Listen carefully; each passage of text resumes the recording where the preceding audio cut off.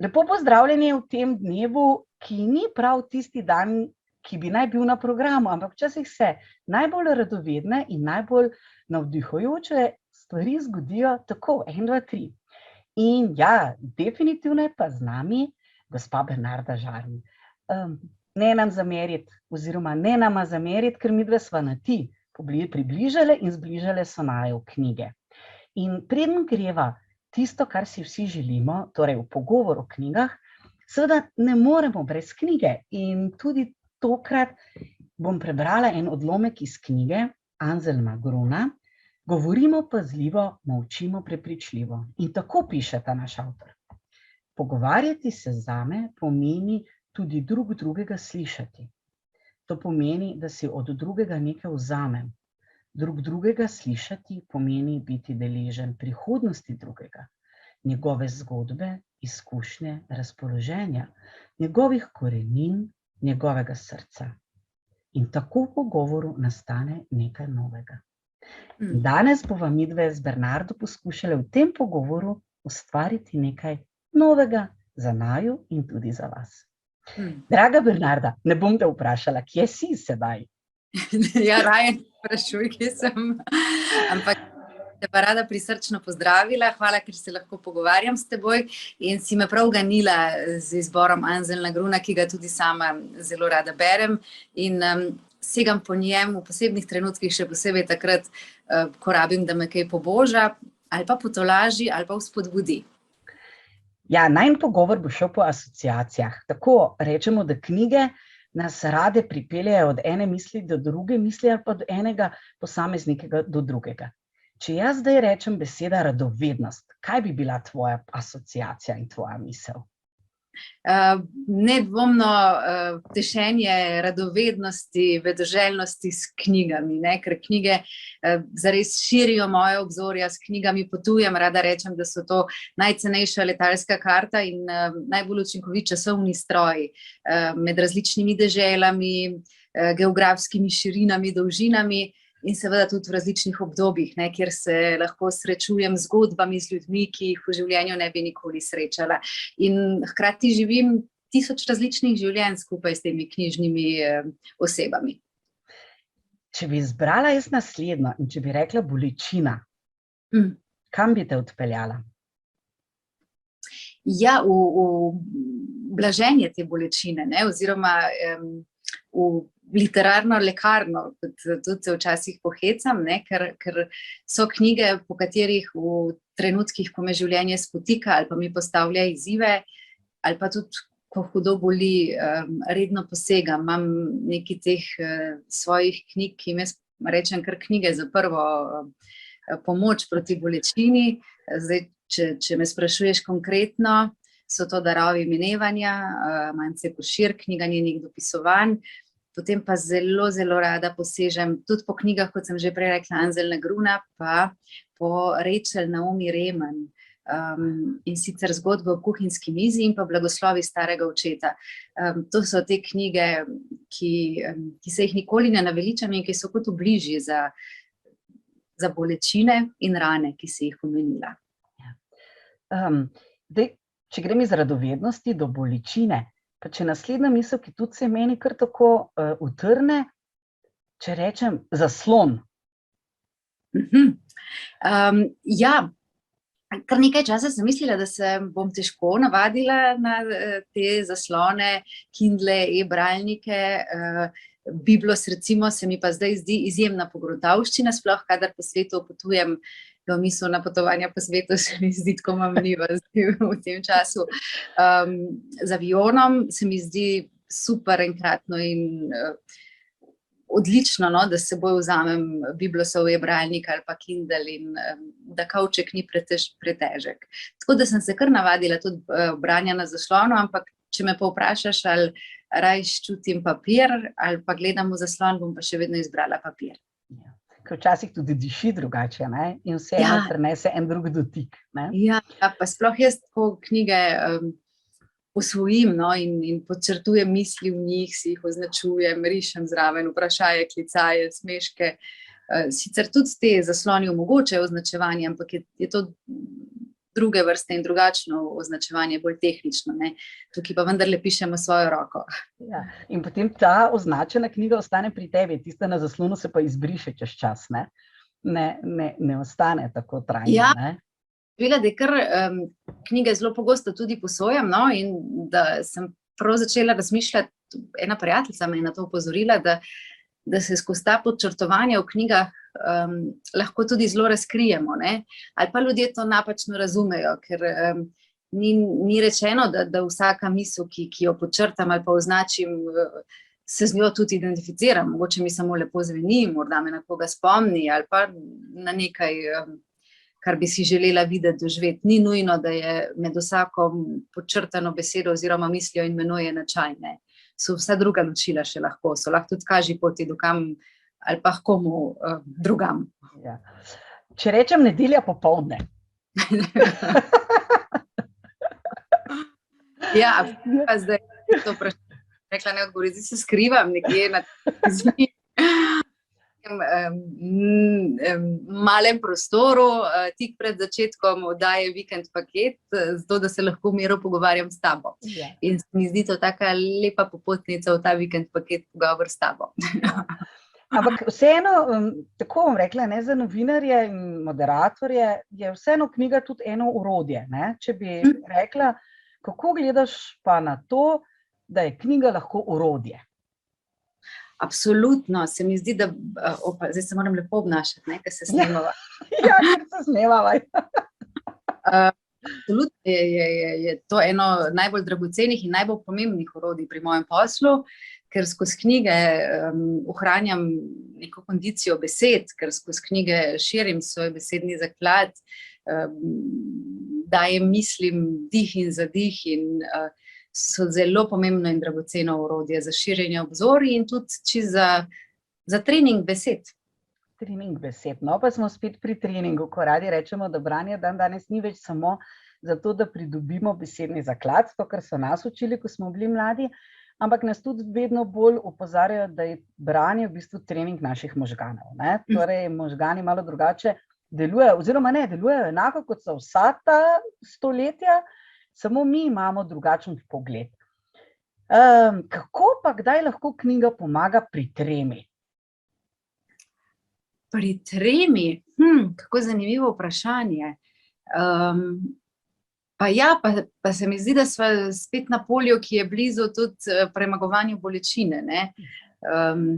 Da so knjige, ki vlivajo upanje in zaupanje, ne, da bo pa vse še v redu. Recimo, doma imam knjige, ki jih odpiram kot oraklje. Me je česa strah, recimo, da je trema en tak mini strahec, ne, ali pa goreča želja, da bi šlo vse v redu. Znam odpreti knjigo po naključju in si reči, no, zdaj mi pa knjiga ti pomagi verjeti, da se bo vse v redu izšlo. In potem odpelje misli kam drugam, ne, in pomaga na pravo pot. Bernarda, povej, če bi mogla izbrati med poezijo na eni strani in, ne vem, romanom, kratko prozo, ali bi sploh lahko izbrala, ker jaz moram reči, odkar spremljam tvoje objave na Instagramu, ne, bom pač zdaj spregovorila to, kar naj ne bi spregovorila, ampak to je pač vzporedna realnost, za marsikoga zdaj že prava prva realnost, žal. Imam občutek, da je tebi blizu vse, kar je v literaturi, da ne favoriziraš oziroma da te ne nagovarja ena zvrst bolj kot druga. Ja, težko bi izbrala, ne, zdaj za recimo romane, ki si jih omenila, je potreben nek kos časa, ne, ki ga ni na naših vsakdanjih poteh včasih. In takrat kadar imam manj časa, bolj posegam po poeziji. Ja, ta pa včasih malo bolj močno in prečiščeno udari nazaj, ne? Ja, in lahko odmeva potem, ne, kako lepo si rekla, bolj močno in izčiščeno udari nazaj, ne, in potem lahko tudi dlje valovi, ker je večji koncentrat tega, ne. Ja, v instant časih je poezija instant izbor besed, ki v trenutku ima svojo reakcijo, ne. Ja. Tako da se znamo približati. Ampak povej, odkot te ideje, odkot namig, da si svoje spomine, svoje trenutke s fotografijo na Instagramu povezala z odlomki iz literature. Jaz sem v podcastu povedala, da si bila moja inspiracija in moj navdih, kako naj to počnem, oziroma da sem sploh začela to početi tudi sama. Kje pa se je tebi utrnila ta ideja, ta razmislek? Najprej ti moram povedati, da hvala in enako, da si tudi moja inspiracija, da recimo večkrat, ko si želim, da bi kakšna knjiga močno zavibrirala v mojem življenju, grem prav načrtno poiskati tvoj Instagram ali pa Facebook profil in sem ti hvaležna za nemalo knjižnih predlogov, nasvetov, kažipotov in da se tudi nasmejim ob tvojih objavah. Težko bi ti rekla, kje konkretno je bila ta inspiracija. Spomnim se svojih začetkov, recimo še s Facebooka. Enostavno nisem tip človeka, ki bi z veseljem ali pa z lahkoto delila svoje intimno življenje. Nisem tak človek, da bi, ne vem, mislim, da je Facebook, ne, če še to ima to rubriko, kaj počneš, ali ne vem, tako nisem se počutila udobno v svoji koži, da bi zdaj razlagala, kje sem, kaj jem, kaj počnem. Se mi je pa zdel en tak lep način, da lahko s prijatelji delim, kaj berem. Ravno zato, ker se večkrat pogovarjamo o tem, kaj kdo bere, ker nas to zanima in zakaj ne bi nekaj lepega, tolažilnega delila še s kom drugim, če lahko še komu drugemu polepša ali pa popestri dan, no, da ne bom preveč patetična. In tako nekako organsko se je to zgodilo. Je pa tako, da najprej nekaj preberem, kar se mi zdi zanimivo in potem na podlagi tega poiščem fotografijo, no, ne obratno. Aha. No, meni se včasih zgodi tudi obratno, da nas se zgodi fotografija in potem že vem, kateri odlomek iz katere knjige bo pasal zraven, ampak tako nastajajo tudi eni posebni knjižni seznami ali pa knjižna priporočila, ne? In s tem lahko širimo nabor knjig, ki jih priporočamo tako čisto iz prve roke, ker ti odlomki ne morejo biti, ne da bi knjige prebrali, ne. Povej mi, kam v tvoj dnevnik, tvoj razpored dnevnega časa pade branje, ali zjutraj ali zvečer? Je spodbuda za začetek dneva ali je pomiritev in uspavalo ob zaključku dneva?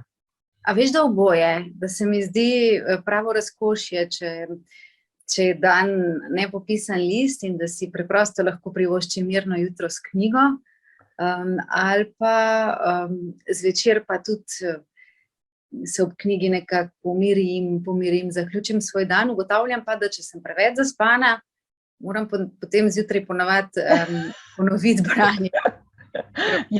Je potrebno obnovo narediti, ne? Ja, je potrebna posebna zbranost za branje in memoriranje. Ja, ta posebna zbranost za branje, ne? Tako je, brala sem raziskavo, da danes več vsak ni sposoben prebrati knjige ravno zaradi te pomanjkanja zbranosti. Ampak kaj bi pa ti priporočala, ali pa kakšen bi bil tvoja misel za vse tiste, ki se dnevno srečujemo z mladimi ali pa z odraslimi, ki nekako ne želijo ali pa ne vidijo smisla v branju, ne? Ker jaz te dojemam tudi kot, ravno skozi te tvoje objave, kot blazno ambasadorko branja, kot zagovornico literature v vseh odtenkih življenja. Kakšen nasmeh ali pa nasvet bi nam dala? Ja, spet rečem hvala enako, a ne? To dragoceno pomembnega storiš za knjige v Sloveniji, draga Sabina. Nasvet, kaj pa vem, ne bo nasvet, bo pa zelo iskren odgovor, da ko sem bila v osnovni šoli, prav nisem rada brala. Mi je to bilo, sem brala zato, ker je bilo treba znati obnovo knjige, ne vem, Rdeča pest, vem, da je to, sem se mukoma prebijala skozi njo in da vsaj jaz tako mislim, no, da ni nujno, da je branje od samega začetka užitek, da je to, pa nočem, da zdaj zveni tehnicistično, ampak da je to tudi stvar navajanja ali pa treninga, in da skozi čas to postane užitek. Bom nekako primerjala s tekom, pa govorim iz lastne osebne izkušnje. Bog ne daj, da bi to zvenelo kot kakšna teorija ali pa nasvet. Da tudi, recimo, ko sem teči začela, sem se strašno mučila v začetku, ne, dokler nisem dobila te neke osnovne kondicije, da je pol tek postal užitek in lahkota. In se mi zdi, da je podobno z branjem, ne. Ali pa da, ne vem, na primeru Nečakinja, najprej smo in mi brali, zdaj pa sama sega po knjigah in se mi zdi to tako imenitno. Smo bile na morju in je Nika šla si prav v knjižnico, še tam na morju je bila slovenska knjižnica, pojat knjige in se mi zdi tako, pa vendarle, ne, obrodijo ta semena neke sadove.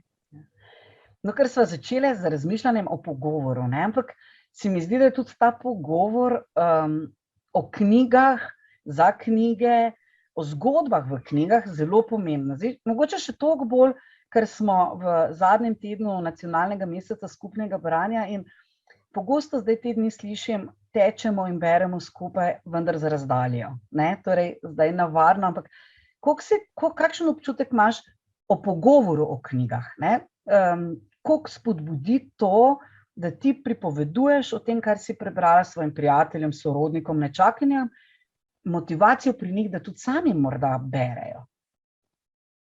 Ja, gotovo so to neka valovanja, ki se potem širijo med ljudmi. Jaz vedno pravim, saj ni pomembno, kaj beremo, saj smo si različni, ne. Tudi sama priznam, da z veseljem posežem po kakšni lahkotnejši literaturi in da mogoče potem s časoma je to lahko tudi pot do zahtevnejše literature pri kom, ne. Meni je osebno tako ganljiva in pretresljiva zgodba osebe blizu mene, ki je hudo zbolela in nekako izgubila tudi neko veselje do življenja, da ne rečem zanimanja za radost v dneh in ne bom nikoli pozabila trenutka, ko sem jo videla brati. Pa je bila to revija, pa je bil to časopis, ampak se mi je zdelo, da se nekako vrača življenje in veselje in zanimanje za vse, kar se dogaja okrog, no. Mi je bil ta pogled na njo, ki bere, ena lučka upanja, da bo vse še v redu in dejansko je tako bilo. Ja, kakšno moč ima branje. In ljubo mi je, da si se dotaknila tega lahkotne literature. Sama rečem, pa če to povežem s tvojim primerom tudi teka, da nikoli ne vemo, kaj je za nekoga lahkotna literatura in kaj je za nekoga težka literatura. Jaz poznam podobno, da starejši, ki niso imeli časa brati zaradi življenjskih okoliščin, začnejo pozno brati in segajo po pravljicah. In začnejo tam, kjer mi otrokom odpiramo svet v literaturo. Tako da mi je ljubo, da si se dotaknila te lahkotne literature in v primerjavi s tekom je vedno svoja pot, ki jo gremo. Torej tudi nek bralno kondicijo in bralni maraton potem opravimo kdaj. Ja, jaz spomnim svoje pokojne stare mame, ki je vsako leto naročila Mohorjeve knjige in ko je ta paket prišel k njej domov, je bilo to res nekaj tako dragocenega. Druga stara mama je pa recimo vedno mi pripovedovala, kaj je prebrala v Kničkem glasu, kjer je vsak teden izšel odlomek enega romana in se je to nekako tako zasidralo vame in so se mi to zdeli posebni zakladi, no, tega, ne, tako v bistvu obe kmečki ženi, ki sta si želeli v življenju priti do izobrazbe, pa jima to ni bilo dano, zaradi materialnih okoliščin sta obe ostali na kmetiji, ampak tudi je ni okoliščine, ki bi lahko v tebi uničila iskro vsega tega, o čemer midve danes govoriva, ne, radovednosti, vedoželjnosti, iskanja lepših poti, ne. In navdušenja. In jaz verjamem, da bova danes še koga navdušili, če ne drugega, pa sva eno drugo s tem najnim srečanjem in pogovorjem. In ja, Anselm Grun pravi tudi takole: pogovor uspe le, kadar znamo ne le dobro in osebno govoriti, temveč tudi dobro poslušati. Tedaj ne slišimo le besed, temveč človeka, osebo, ki zazveni skozi besede. Po njegovem glasu in besedah zaslišimo njegovo razpoloženje, njegova čustva in duhovno držo. Pravilno poslušati pomeni ne ocenjevati, temveč sprejeti vase, kar sogovornik pove. In ne glede na to, da sva zdaj v vsem natrpanem urniku našle ta čas za ta pogovor, in jaz verjamem, da bodo udeleženci našega ABC bralne pismenosti 3, kjer razmišljamo o radovednosti in navdušenju, znali ceniti in odnesti tiste besede s seboj, ki jih bojo pozorno prisluhnili in si jih namenila ti njim in meni. In ne bo čisto nič narobe, če je vse to malo manj studijsko olepšano snemanje, ampak je najina iznajdljivost in dobra volja, da ohraniva to, kar smo si najprej namenili, ko še nismo vedeli, da bo urnik postavil druge prioritete drugam. Tako da ta kratek in sladek pogovor, Bernarda, res hvala ti, da si našla čas, da lahko svoje navdušenje nad knjigami ne deliš samo na družabnih omrežjih, ampak da te lahko tudi tako slišimo, ne studijsko govoriti o branju in o tem, kar imaš rada in kako vidiš branje v vsakdanjem življenju. In če bi ti zdaj jaz rekla, da rabim en bralni namig, pa ne bi to knjiga, ki je pustila največji pečat pri tebi, lahko je pa tudi knjiga, ki je nisi mogla prebrati do konca, ker te je tako razjezila ali pa prebudila kakšno drugo čustvo v tebi. Ampak en bralni namig, ki bi ga podelila z nami. Ker te maram, ti ne bom govorila knjiga, ki so me razjezila. Ja, tudi rada rečem, da je to naše življenje prekratko, da bi se preveč trudili s knjigami, ki ne gredo do konca, ne. Ker obem malo verjameva v naključja, ki so na ključ, kot je rekel pokojni Tone Pavček. Ti pokažem tole knjigo, ki me je ravno danes našla, Evangelij po Čušinu. Jo priporočam, če še nisi brala, ker te malo tudi poznam in se mi zdi, da če želimo deliti bralne nasvete, je fino, da vemo, komu jih delimo oziroma da človeka poznamo. Ja, tudi tu sva se ujela. Jaz rada rečem, ko mi kdo reče, joj, kaj naj berem, pa rečem, veš, če jaz vem, kakšno kavo piješ, potem vem, kaj ti lahko svetujem za branje. Ja. Tako da, ja, hvala ti, želim ti lep dan, želim še ti veliko, veliko dobrih knjig na poti. Ja. Jaz verjamem, da bo prišel tudi tisti čas, ko zasloni ne bodo pot do naših srečanj in besed, ampak ta trenutek smo hvaležni tudi za zaslone, ker so marsikatero razdaljo zbližali ali pa skrajšali. In jaz imam občutek, da ti zdaj listaš po tej knjigi in da bi nekaj z nami še podelila, a ne? Ja, v bistvu bi s tabo podelila, ker je ta Evangelij po Čušinu, Gregorja Čušina, se v zadnjem poglavju ima stavek, ki me je spomnil nate in pravi takole: druživa se, to se mi zdi pomembno, tako da hvala za druženje s tabo. Ja, hvala. Lepo bodi in lep pozdrav vsem, ki so naju spremljali, ne? Ja, in zdaj običajno imamo na koncu vprašanja, zdaj tudi, če bo kdo imel kakšno vprašanje, ti ga bomo preposlali, ti ga bomo zastavili drugače in našli način, da najdemo, ampak jaz mislim, da si nam toliko podarila polno vsega, da bo veliko dobrega obrodilo pri poslušanju tega najinega pogovora. Tako da hvala.